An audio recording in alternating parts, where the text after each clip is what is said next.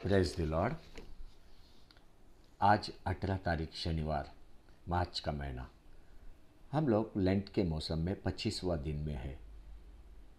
यीशु ने उनको उत्तर दिया कि मैं तुमसे सच कहता हूँ, यदि तुम विश्वास रखो और संदेह न करो तो न केवल यह करोगे जो इस अंजीर के पेड़ से किया गया है, परंतु यदि इस पहाड़ से भी कहोगे कि उखड़ जा और समुद्र में जा पड़ तो यह हो जाएगा। आमीन, आमीन, आमीन। आज हम लोग विलाप गीत का किताब को पढ़ाई करेंगे। इसमें का सारांश को देखेंगे। ये किताब में 5 अध्याय है। अभी ये किताब में अपन अपमान को देखते हैं, कष्ट को देखते हैं और निराशा को भी देखते हैं। किसका अपमान, किसका कष्ट, किसका निराशा? यरूशलेम का और यरूशलेम में का लोगों का। अपन देखते हैं कि यरूशलेम नगर को नाश किया गया। किसके द्वारा? बेबीलोनियन की द्वारा। परंपरा बोलता है यिर्मयाह भक्त ने ये विलाप गीत का किताब लिखा। अभी बेबीलोनी लोगों ने यरूशलेम को नाश किया। पढ़ते हैं दूसरा इतिहास 35 अध्याय 25 वचन।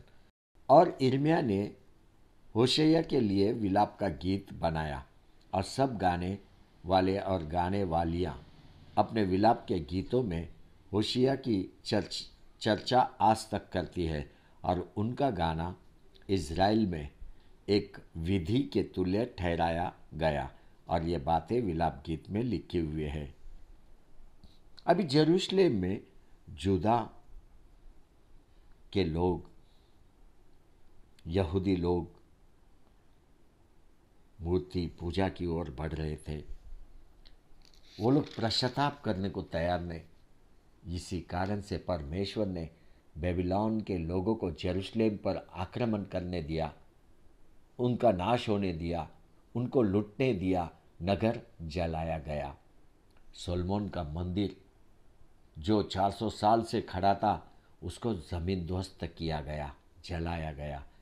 यिर्मयाह भक्त इन बातों को देख विलाप किया।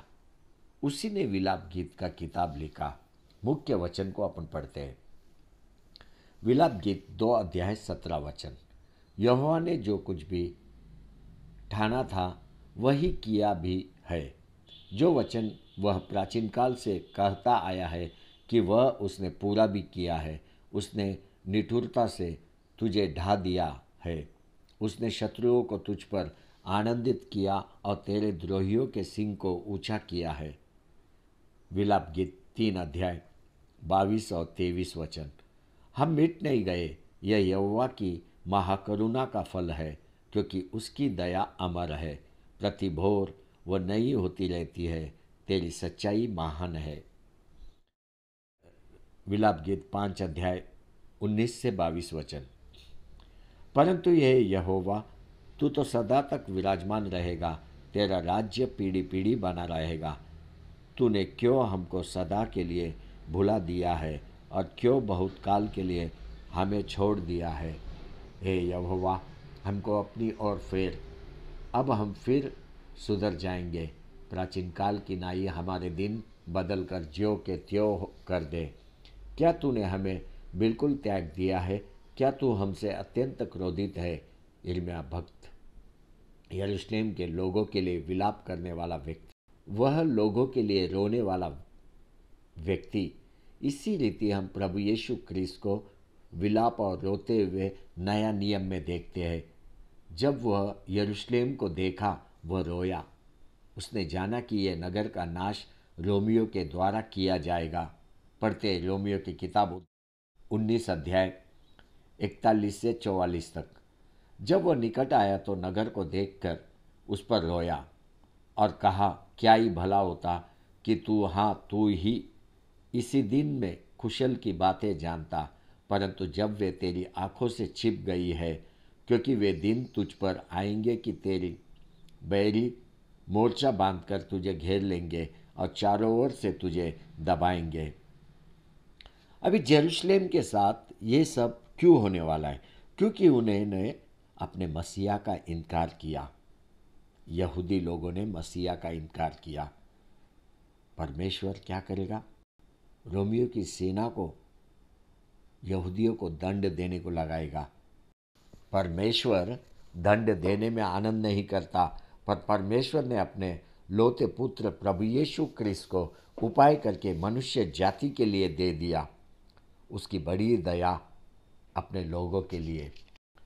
एक दिन परमेश्वर सभी आंसू पोंछेगा। प्रकटीकरण का किताब 7 अध्याय 17 वचन।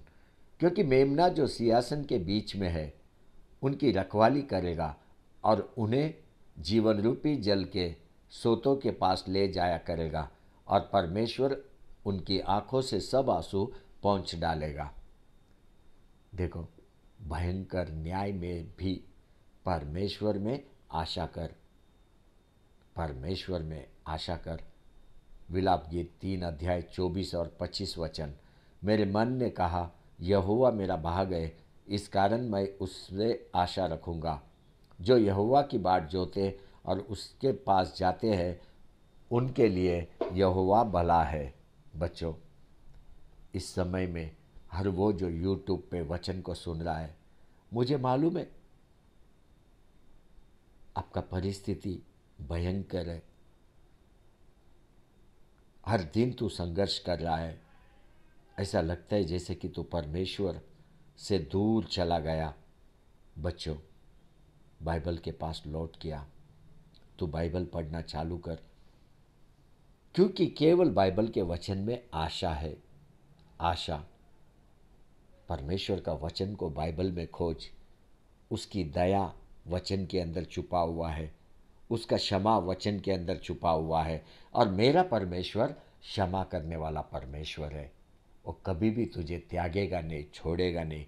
हालेलुया, आमेन, आमेन, आमेन।